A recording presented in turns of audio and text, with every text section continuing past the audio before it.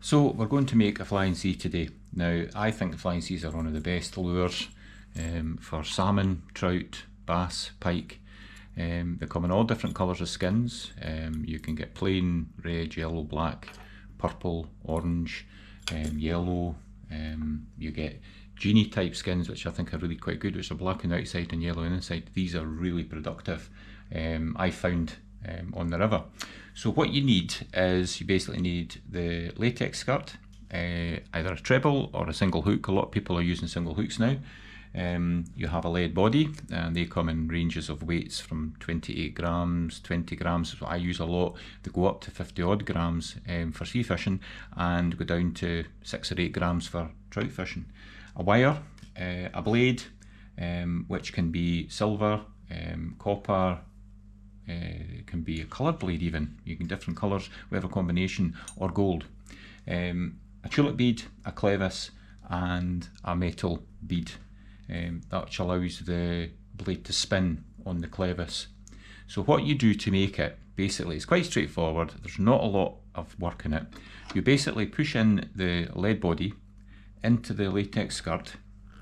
It sometimes can be a wee bit tight. So if you use a latex body that's a wee bit tighter and it's not wanting to go, the secret to get the lead inside is to use silicone oil or even washing up liquid.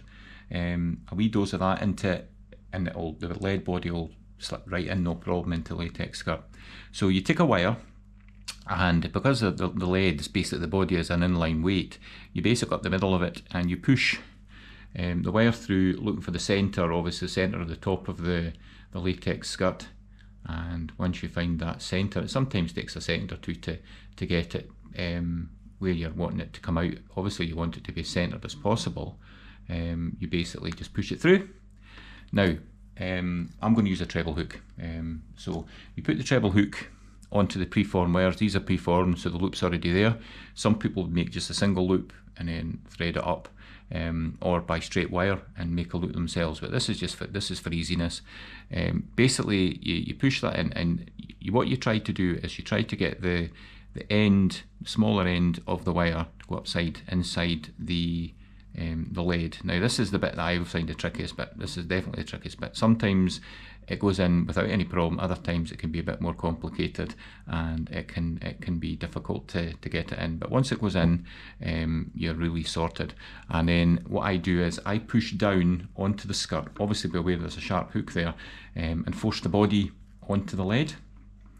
And once the body's onto the lead, you'll feel it on. It'll actually sit quite nice. You'll feel the top, it's nice and far down. So I just check that. So that's down. I take a tulip bead and I place a tulip bead over the wire, like that, and then I take the metal bead, and you thread the metal bead on to the wire and the clevis, and you put one end of the clevis on. You take your blade and you hook the clevis and the blade together, so the blade goes over the clevis like that. It does sometimes go easier, and then you thread that on to the wire. So that's basically the lure, and that's it spinning. So what you do now is, I've got this machine which makes life so much easier. You basically make a loop at the top, you line it up to where you think it's going to be, and you spin it round and make a loop, and there's your loop. That's your loop eye. And then this gizmo, it's a fantastic piece of kit. I got this off eBay. You basically lock it on. 3 turns is literally all you need. There's no written gospel how many you actually need. So your eye is formed, and that's the lure really nearly made. So basically this end here, you just snip with a pair of wire cutters, and that is a flying sea lure made, and that'll spin freely. Some people put another bead on top. You don't need it. Basically you don't need it. As I say, a lot of people are now starting to use single hooks. They're more fashionable and more popular. They can catch and release, especially for salmon fishing. But as I say, the world is your oyster, what colours you want. I personally prefer black and copper.